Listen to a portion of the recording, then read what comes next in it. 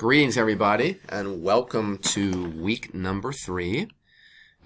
This week, you had to read, your assignment was to read chapters 5 and 6 from the Oliva book. I'm going to focus mostly on Oliva's model of curriculum development, chapter 5, because it's such a core part of this course, is understanding kind of the process that one goes through once one is really ready to begin to either redo a curriculum or take a look at it. So I'm going to talk about each step that is discussed in chapter 5. So step number 1, and this is going to go from broad to more and more specific, right? So every curriculum development project should begin with what are the needs of society and the students in society, because if you don't do that, you're going to be missing important pieces. The world is continually changing, and the pace of that change is more and more rapid. So, for example, what are the needs of society and students in society? Well, technology and understanding of globalization, these types of things are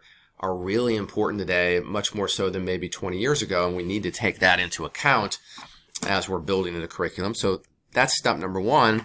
And then step 2, what are the needs of the particular community in which we're in and the particular students in the community? Now, a lot of times those may be, 1 and 2 may be the same, but often, a particular community or particular students in a community may have a unique need that students in another part of the country and another part of the world wouldn't have. And so we want to make sure that we're starting broad and identifying what these particular needs are before we dig into the really nitty-gritty. So I think Oliva very correctly mentioned that these must be the first 2 things in terms of starting off the process. Then, once we get into, some of the nitty-gritty, we need to specify curriculum goals. So we're going to talk about curriculum goals, curriculum objectives, instructional goals, and instructional objectives over the next few slides. And Oliva talks about those in chapter 5.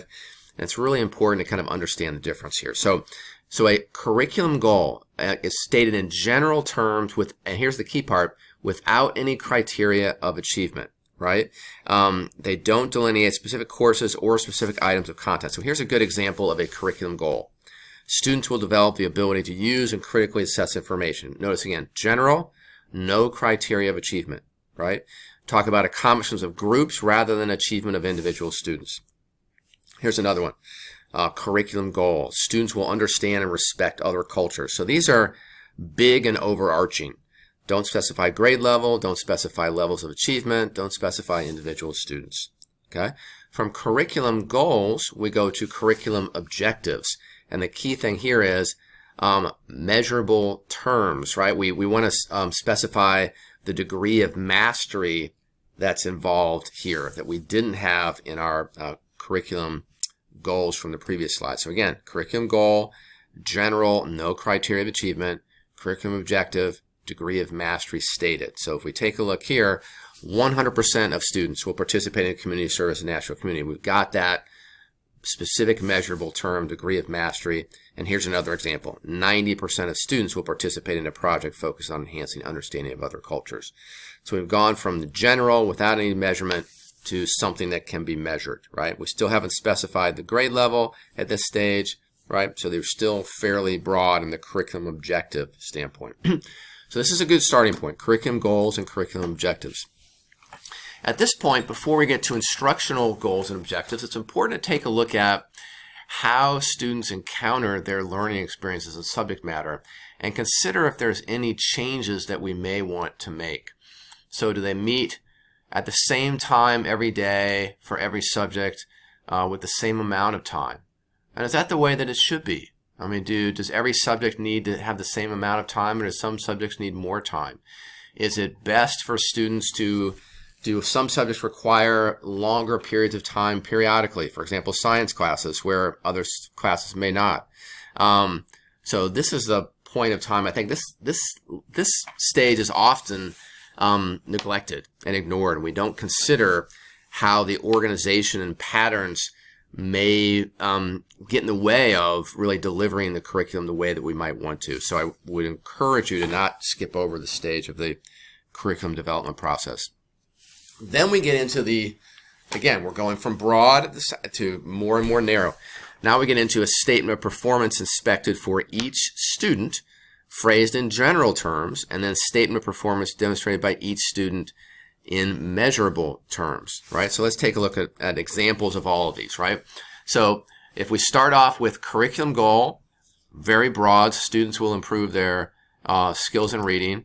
Curriculum objective, we get specific in terms of the level of mastery expected. And now an instructional goal under this would be the student, right, will demonstrate the ability to read new material with comprehension.